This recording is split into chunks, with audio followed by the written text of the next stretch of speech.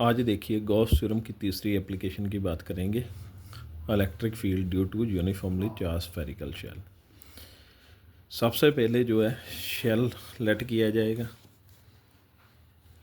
देखिए ये जो है शेल स्फेरिकल शेल जो है वो लेट कर लिए और इलेक्ट्रिक फील्ड फर्स्ट पॉइंट में बाहर की तरफ जो है वो पता की जाएगी। इस पे देखिए इस पॉइंट पी पर हमने स्मॉल एलिमेंट लेट कर लिए। इलेक्ट्रिक फील्ड और ds की डायरेक्शन जो होगी दोनों की परपेंडिकुलर होगी इस पर, यानी कि दोनों की डायरेक्शन सेम होगी। फर्स्ट जो पार्ट हम इसमें करेंगे, पॉइंट P जो है आउटसाइड लाई कर रहा है, यानी कि इलेक्ट्रिक फील्ड की value point P spherical shell से बाहर की तरफ जो है वो फाइंड करेंगे। ये देखिए जी गॉस थ्योरम का फार्मूला, ये आ गया हमारे पास गॉस थ्योरम का फार्मूला। अगर इसको स्केलर फॉर्म में लिखते हैं तो E D S cos theta बन जाएगा। ए वेक्टर डॉट बी वेक्टर है, ये बी कॉस थीटा, ए की जगह ये आ गया और बी की जगह क्या आ गया, डी एस आ गया। एंगल देखिए, इलेक्ट्रिक फील्ड और सरफेस एरिया के डायरेक्शन दोनों सेम डायरेक्शन में है, perpendicular to the small element. इनमें एंगल क्या होगा, 0 डिग्री। एंगल की वैल्यू क्या आ गई, 0 आ गई। एंगल की वैल्यू 0 आ जाएगी तो जहाँ भी पुट करेंगे इस फॉर्मूले में, यहाँ पर 0 पुट कर देंगे। पुट करने के बाद देखिए cos 0 आ गया। cos 0 की वैल्यू क्या होती है, 1 होती है। और ये फार्मूला cos 0 की वैल्यू 1 होगी, ये फार्मूला आ जाएगा। उसके बाद इंटीग्रेशन किसकी होगी, जिसके साथ d लगा होगा। ये d लगा है इसके साथ, इसकी इंटीग्रेशन का साइन इसके साथ आ गया, d इसके साथ कैंसिल हो गया। s का मतलब क्या है, सरफेस एरिया ऑफ स्फीयर, जो बाहर की तरफ ड्रॉ किया उसका सरफेस एरिया। इसका रेडियस क्या है, स्मॉल r। जो सचमुच में स्फीयर है, जो स्फेरिकल शेल है, उसका रेडियस क्या है, कैपिटल R। ये देखिए स्फीयर का एरिया क्या होता है, 4πr²। इलेक्ट्रिक फील्ड की वैल्यू कैलकुलेट करनी थी, ये इस तरफ आ जाएगा और ये इलेक्ट्रिक फील्ड का फार्मूला आ गया। अब देखिए जहाँ पर स्फीयर का सरफेस है तो सरफेस चार्ज डेंसिटी की बात होगी। सिग्मा क्या होगी, सरफेस चार्ज डेंसिटी। सिग्मा का फार्मूला क्या होता है, sigma equal to charge upon surface area. और चार्ज की वैल्यू कैलकुलेट करेंगे, सिग्मा इंटू एस आ जाएगा। सिग्मा और एस क्या है, सरफेस एरिया। ये देखिए सिग्मा और सरफेस एरिया क्या आ गया, 4πr²। इसके सरफेस पर चार्ज होगा तो रेडियस इसका आएगा, इसका रेडियस आ गया। अब देखो क्यू की वैल्यू जहाँ पे पुट कर देंगे ये फार्मूला बन जाएगा और ये इसका फार्मूला आ गया।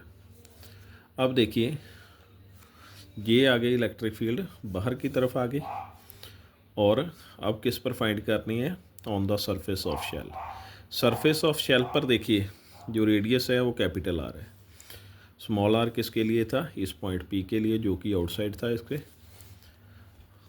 अब स्मॉल आर की वैल्यू इसमें क्या पुट कर देंगे, कैपिटल आर, क्योंकि इस स्फीयर का जो रेडियस था वो कैपिटल आर था, वो कैपिटल आर पुट कर दिया। इसी फॉर्मूले स्मॉल आर की जगह क्या आ गया, कैपिटल आर, ये पुट कर दिया। और पुट करने के बाद फिर से फार्मूला लगा लिया। जहाँ पे आप चाहे मत करो, पर जहाँ पर करना ज़रूरी है क्योंकि इसका सरफेस है और सरफेस पे ये फार्मूला बनाना पड़ेगा। देखिए सेम ही ये फार्मूला आ जाएगा, sigma Q upon surface area. Charge surface area पे पड़ा हुआ है, उसे क्या बोल देते हैं, सरफेस चार्ज डेंसिटी।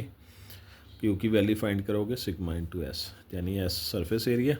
यही फार्मूला सेम आ गया, Q equal to 4πr² into sigma, sigma into surface area.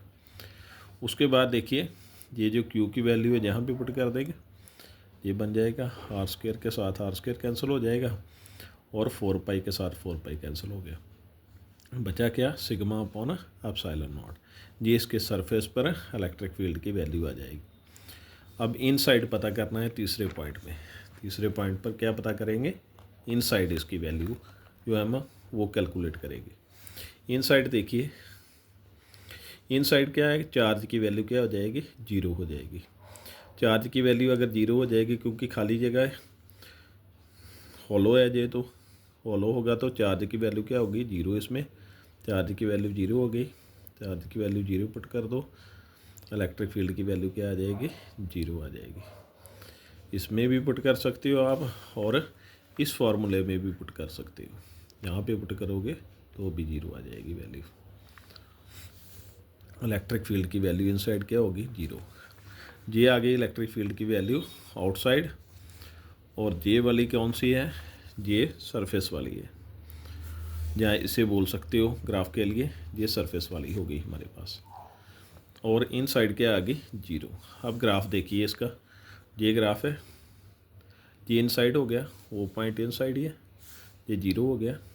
ये सरफेस की तरफ आ गए, ये सरफेस पर आकर क्या हो गई, रेडियस की वैल्यू कैपिटल आ रही है, इस तरफ इलेक्ट्रिक फील्ड है और उस तरफ डिस्टेंस है, इसका रेडियस बोल सकते हो। ये देखिए वैल्यू क्या होगी, मैक्सिमम। उसके बाद इलेक्ट्रिक फील्ड जो है इन्वर्सली प्रोपोर्शनल टू रेडियस है बाहर की तरफ, तो इलेक्ट्रिक डिस्टेंस बढ़ेगा और इलेक्ट्रिक फील्ड की वैल्यू क्या हो जाएगी, कम हो जाएगी। ये थी गॉस थ्योरम की थर्ड एप्लीकेशन। नेक्स्ट में बात करेंगे नेक्स्ट एप्लीकेशन की। Thank you.